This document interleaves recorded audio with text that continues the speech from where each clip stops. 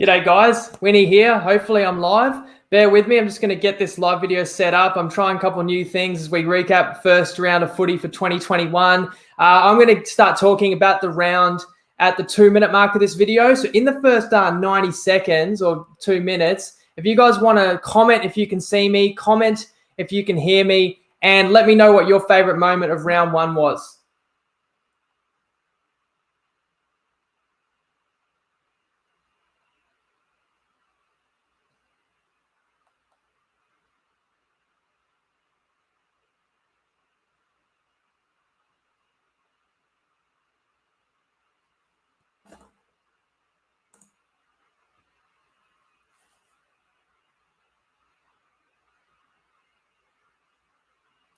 I see you boys, Zane, Dan. Let us know what your favorite moment of the round was. Was it Jeff Craner hitting Aaron Wood's last try score of 50-1?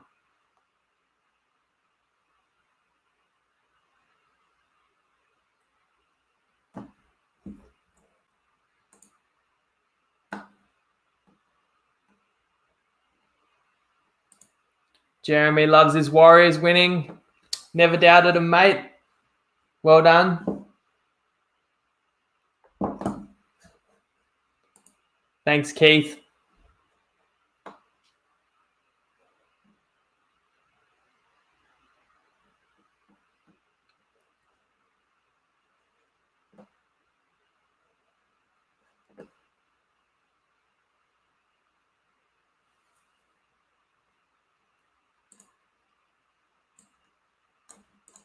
I knew I forgot something. Tristan sent me a video to give me his recap of the round.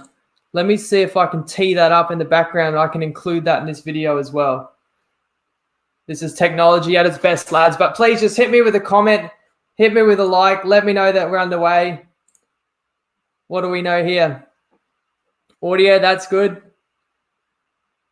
All right, well, let's get into it, guys. So welcome to the Tripod. We break down every NRL game every week from a punting perspective, and that includes coming into you guys as live as soon as I can after the final whistle of the final game of each round to give a rapid reaction of what I've seen. I always make sure I watch every minute of every game of the round. We want to celebrate our wins. We want to own up to our losses, but most importantly, we want to talk about what we might have learned. Sometimes there's more to a game than the final score. I want you guys to share any of your thoughts, any of your insights. I'll try and share mine. It's always fun to chat a bit of footy, and I'm going to try and also refresh your memory on just how all the games went down and talk about some key moments. So let's get into it.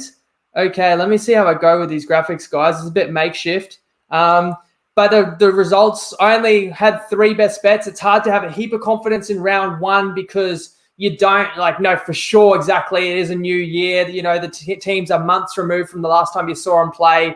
And overall, probably 2 and 1's a fair reflection on 3 tips. And, you win some, you lose some. That's certainly going to be the case this whole season. I know after getting off to a flyer start with cruising home with best bet winners on Thursday and Friday, people might just be thinking that this is too easy. It's not easy at all. And we're going to suffer our fair share of losses. But I can never complain too much about a 2 and 1. We got our modest multi, our podfather. Shout out to Dan Lever, shout out to Matt O'Keefe, because that had cash before the weekend even began. But of course, somber day today. Sunday afternoon football cost us dearly. I will get to that game, but we'll go through the round in the order that they happened. Or you know what I might do? I might actually do Market Watch with Tristan first, if I can. He's just given us 90 seconds on his take of the round, where they won the most money and where the bookies lost the most money. Let's see how this goes. Family, it's Tristan Merlihan here from... Hello, Tripod family. It's Tristan Merlihan here from Top Spot. I look a little bit different to last time you would have seen me. We had Shay for a cure on Friday, and I've lost my locks. Very excited to have the footy back. The punters are way too good for us this weekend, though, with a lot of the heavily backed favourites emerging victorious. The lines moved in the positive direction from a punter's point of view, so we laid a lot of singles and multis. They were too good. Probably the worst or the biggest move of the weekend was the Roosters against Manly, where it went from 7.5 to 10.5. Obviously, a lot of that was down to Trebojevic early in the piece, but on game day it went from 9.5 to 10 to 10.5, and we laid each of those points to our maximum, so it was a pretty ordinary result. Our best result was, surprisingly, the Raiders covering quite comfortably against the Tigers. The line went from 9.5 down to 7.5, and we laid them again at half time. Unfortunately, that was also the bet of the week for the Tripod family, where the Broncos emerged victorious by 4 points in that bet. At the halftime mark, where the Bronx finished on 16, probably the Tigers were into about $1.65, $1.70. So it looked a good bet at the time. Unfortunately, didn't quite pay off. We'll see what Jacob comes up with next week. On that note, the Broncos result was easily our worst. We laid the 8.5, the plus early in the season, up until game day. Got into 7.5 on game day. We laid the minus quite significantly. Then we got out to 8.5 and juiced the plus, and we laid a big bet right on jump. So whenever that happens and it falls on 8, it's never pretty. We'll bounce back next week. Look forward to chatting to you all then. Thanks. Cheers, Tristan. So first of all, good bloke, shaving his head. I offered to shave my head, and they said you've got no hair left. So, but Tristan not only shaving his head for a cure, but Top Sport was matching any deposit. Sorry, guys, those days are in the past. Matching any donations as well. And on that note, Tristan's giving us $100 bet to have every Friday night. That's going into a fund that at the end of 30 weeks is also going to get donated to a charity of our choice. Now, what else? I mean, I'm no person to talk about laying anything, but just the terminology there. Whenever Tristan says they laid a certain bet, obviously just means they took money on that bet. So they're kind of cheering against the opposite outcome. And there's a little bit to unpack with what Tristan said, but let's go through it game by game. Yeah, I should have taken the donation of Tristan's hair for myself.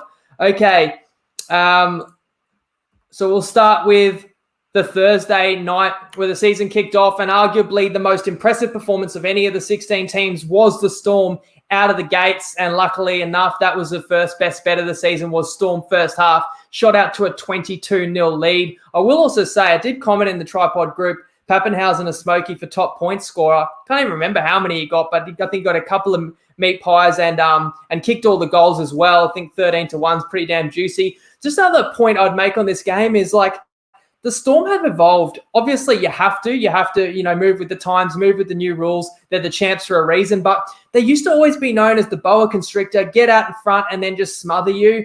It's like in this game, they had a lead. They're either up 6 or 12-0. They're on their own 10-meter line, play 3. They swing it all the way from right to left. Munster throws a double cutout pass.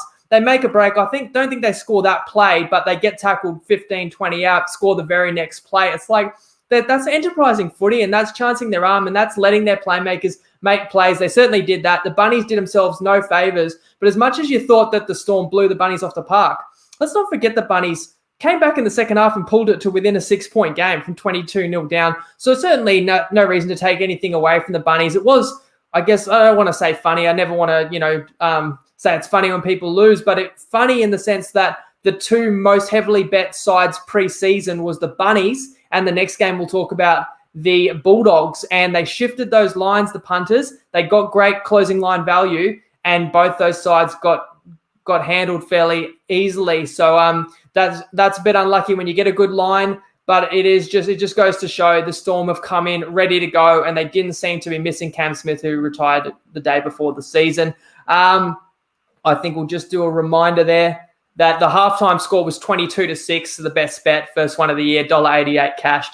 Second game was the Knights, who were down, I think fell down first, conceded the first try, and were down 2 tries to 1, but ultimately too strong for the Bulldogs. This one did pretty much go according to plan. Their forward pack in wet conditions, and I guess I should talk also about over-unders. The first game went over on the back of that high-scoring half, and then the second game, as you can see, 32-16 to the Dogs, went well over the total, and it was bucketing rain. And I'm a big believer, as you guys have heard over the last 7 years, you do want to bet unders in the rain. It does make it much harder to score points, but I guess I'd just say, like, it's no slam dunk. Like, if you saw the beginning of this Knights-Bulldogs game, it was bucketing down. You would have thought there's no chance of points. You bet like first half under points, but all those bets would have lost. It's just funny the way it goes. Like, nothing's a sure thing. We'll talk about the Saturday games where they were played in the heat and perfect weather, and then we saw games where there was one try in a whole half and stuff. So yeah, that's just the thing about punting on rugby league. There's basically no slam dunks, no certainties. Easy to say after the fact.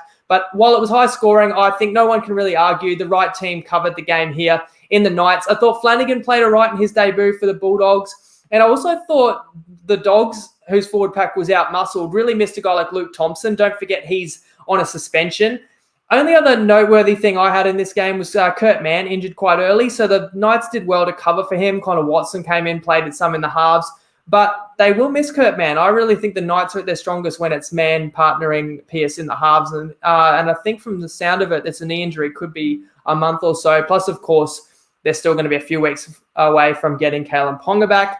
But just to clarify, of course, the best bet was -4.5 at $2, and they won the game by 16 points. So that got us off to 2-0 with the early Friday game. Now, we move to the late Friday game. To me, and tell me what you guys think, to me, this was the game of the round in terms of entertainment, not necessarily level of footy. And final score, the Eels beat the Broncos 24-16, but of course it was 16-0 to the Broncos at halftime, and I had the Eels in the multi that ended up falling over today, but at that point in time, obviously that multi was still alive, and I was sweating, having given out the Eels as a fairly confident tip that they'd be too good for Brisbane, who are, not even at full strength coming into the season. And this game gave me a lot of memories of that Manly game. If you recall, when Brisbane played Manly early last season, Broncos shot out to an 18-0 lead, had Manly almost beat, but just didn't quite put them to bed, never took that kind of final chance. I think if they would have got a 4-try lead, I think they do win. And the crazy thing is, the Broncos did make some big breaks. I mean, let's talk about, and this was not a shock, and this is why I didn't bet the Eels with the line, although we'll get to how the line played out, as Tristan said. But you knew that there would be a big energy lift and a big effort by Brisbane. They had to after the season from hell, and in front of their home fans. People are paying money to come see them. I mean, you had to put on a good performance, and certainly they shot out of the blocks. Maybe the Eels were a little bit complacent, but man, Brisbane made that many line breaks. They easily could have put on more than 16 points. And I will shout out a couple of guys. One's Reid Marnie. I think 54 tackles without a miss. He was outstanding. That's a shout out to Alex as well. He always loved Reid Marnie the last couple of years. I know he would have shed a tear just watching how good Reid was on Friday night. But also Dylan Brown. I don't know if this was noticed by a lot of you guys, but his cover tackles, his cover defense, a couple of times Brisbane made breaks where it's literally just Gutho to beat. But Gutho's smart enough to hang off and not commit and make a tackle and get drawn in, and then it's going to be a try, and let Dylan Brown chase people down and make tackles. And they ultimately flustered Brisbane out of a couple of certain breakaway tries. And in the end, they got, Brisbane was only down 2 points late before the Eels score right on the bell. Now, of course, on that note, I know you guys don't like to hear this if I say I was going to tip it, but if there was a fourth best bet that I had for the round, once that line got under 8, I really did think on Friday about taking the Eels. I could have got $2 odds -7.5. And then, as I said, I just thought, let's just leave it because Brisbane could come out enthused. And anyway, I'm not trying to take credit that I would have had a winner because it would have been probably the wrong side. The Eels didn't deserve to cover this game. And I'm not going to be sympathetic to anybody who didn't win betting the line on this game, because this game was the classic example of why you get the best number. If you liked the Broncos, you easily could have got +8.5 several places throughout the week. If you liked the Eels, by Friday, you could get a -7.5. So this is one of those games that Tristan talked about, that it's ugly for the bookies. It's great for the punters because when it lands on the number, if you've beaten that number by 0.5 point, and especially in a game that fluctuated above and below, then you had a nice win. And that would have been a pretty fun win, being on Eels -7.5, even though I was unfortunately hung off it. Let's move to Saturday. And this is the game I was talking about.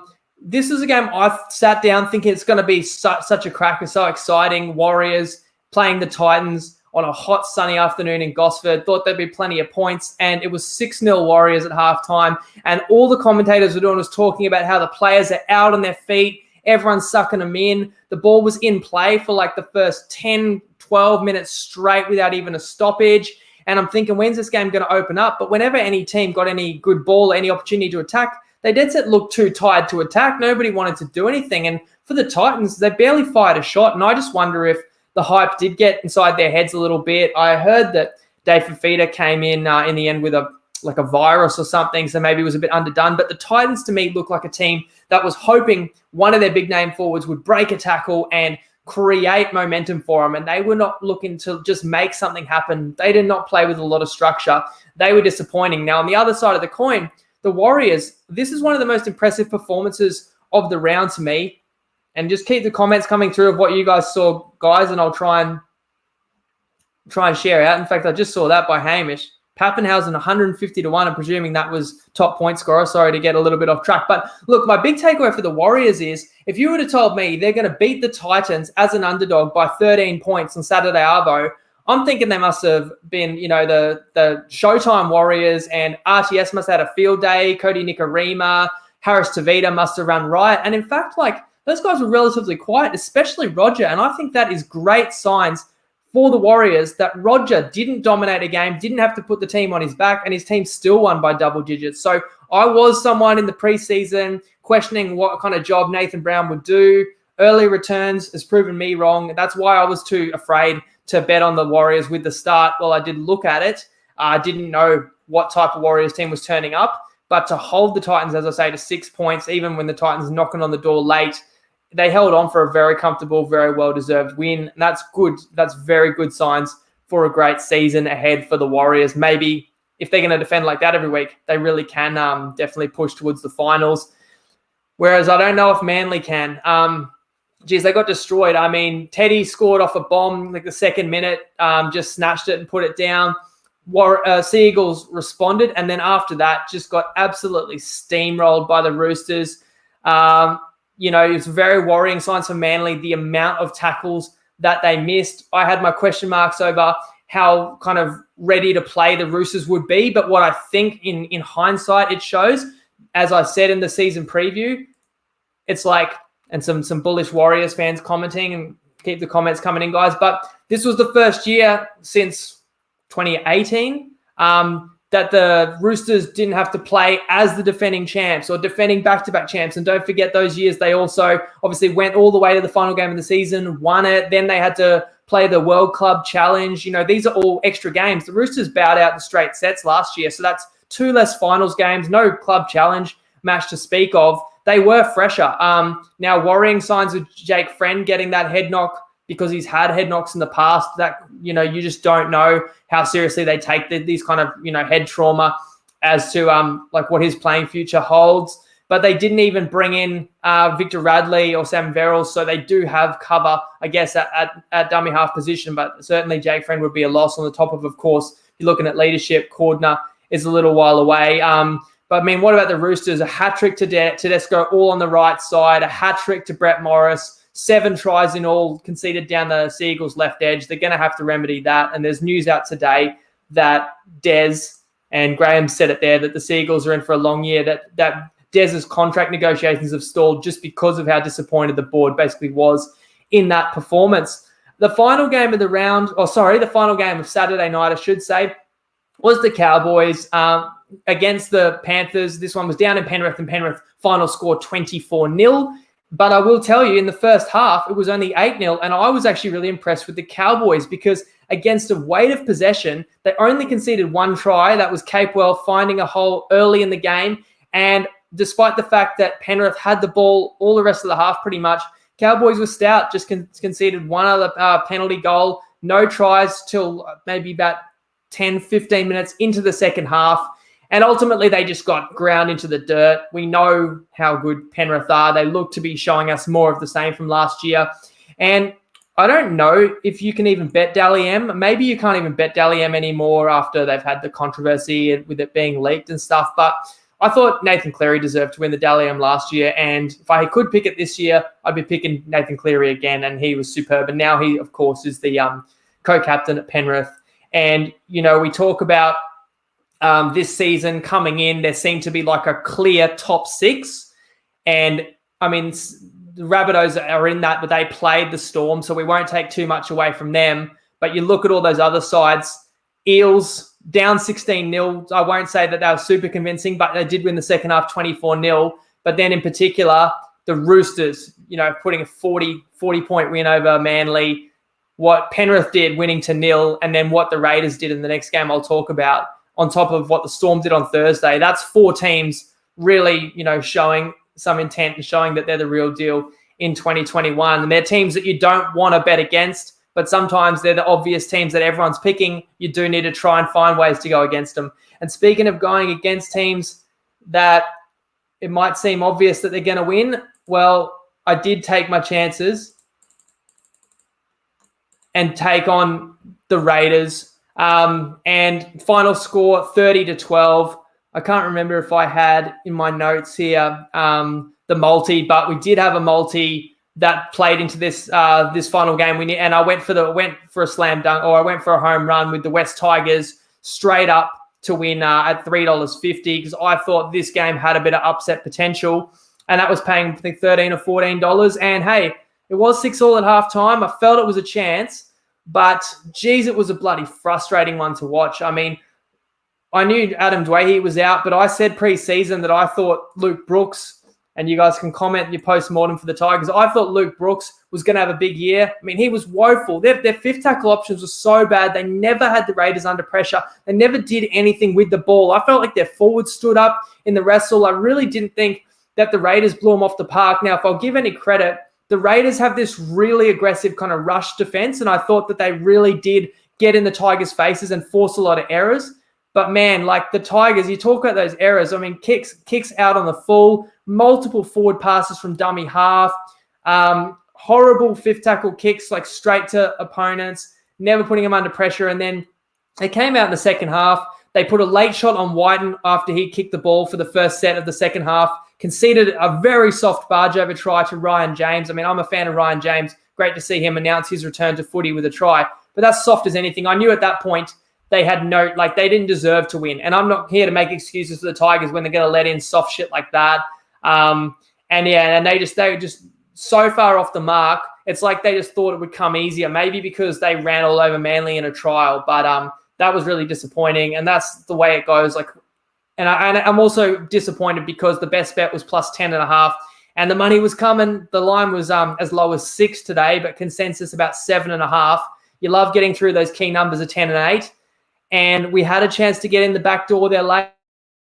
And in fact, the Tiger break threw the ball to ground with only the fullback to beat. Raiders picked it up, went 70 metres the other way and scored. But no real excuses. I think the Tigers didn't do enough. Even if you're catching plus 10.5, you've got to be in the game to win it. And with 20, 30 minutes to go, they clearly weren't going to win that game. Sorry, boys. Bit of a dud tip to end the round. I guess we'll see if Dwayne improves the side. Oh, one other guy I'll shout out. And I really don't want to be critical of players unnecessarily or just for the sake of it. But I don't know, Moses and Bai. I mean, Brooks didn't have a good game, neither did Mbai. So when those two are your halves and you're trying to break down a good defense in Canberra, it's just not going to happen, unfortunately. And I had a little bit too much faith than I should have, so I put my hands up for that one. We moved to the final game of the round. It was the Sharkies beating the Dragons 32-18. Another example of a game in wet conditions that ended up having a lot of points. Although, funnily enough, I reckon half the tries in this game, if not more than half, were just off spilled kicks. So that's the funny thing as well, where we obviously know that wet conditions, it's harder to play enterprising footy and to spread the ball around and to put on a lot of points, to the outside backs necessarily. But sometimes you get points when a defender slips over or when a kick ricochets, and that was the case here. I mean, poor old Dragons were down 14-0, but both the Sharks' opening tries were just deflected kicks. And if you didn't catch the game, the Dragons actually came roaring back. There was an absolute belter of a try to Matt Duffy in the middle of the field, just zooming through, making a few blokes look silly, getting them back in the game to pull them within a couple of points. And then they actually hit the front with the new rules. The ref awarded a try to Cody Ramsey. They went back and looked at it. I don't know what you guys think, if you guys caught that recent game. I thought the Dragons were bloody hard done by with the call. Was it Jack Bird putting the hit on Ramian, I think? No, it was I think it was Mulatalo or Katoa that spilled the ball with the hit from Bird, and they said it was basically a knock on by the Dragons, and they took away the try. And then the Sharks went up the other end and scored a try and basically ended the game. So, again, I stayed away from this game probably just as well. I was thinking the other way, that maybe if I could get 4.5 points, I'd be on the Dragons. But in the end, just as well, I didn't do that. I just thought they could fight hard, and they did. But Sharks were deserving winners in this one. Sloppy, but the Sharks took their chances more so than the Dragons, even Aaron Woods barging over late. So they got the win there. And that wraps around the footy, guys. I really appreciate you guys for tuning in with me live. Bear with me because I'm trying to put put as much on the screen to make this worthwhile, but it's also available as an audio podcast that I'll get up as soon as possible too. So whoever you prefer to, follow the pod, if you do, I appreciate you, whether you watch, whether you listen or whatever. So I'll be back Wednesday just to remind people how I'm doing it now. So I get the pod all recorded, ready to go by around probably an hour before you see it. And then it goes up 15 minutes earlier on YouTube because there's a premiere function, and all the best bets I'm just sharing in the first 5 minutes with my strongest reasoning. So if you're not someone that always has 20, 30 free minutes, try and devote those first 5 minutes. That could be crucial for your punting experience for that week. Although we're not going to win money every week, always give it my best shot and try and find us good value bets. And that's what I'll be doing, coming back on Wednesday to kind of use what we've seen in round one, try and figure out which games was an overreaction, try and figure out which games the truth was one side was really good, whereas other games, was it just one side was really poor? And let's see how we go in round two. It's awesome to have the footy back. It's awesome to have you guys supporting. Cheers, guys, and I'll catch you on Wednesday. Lego.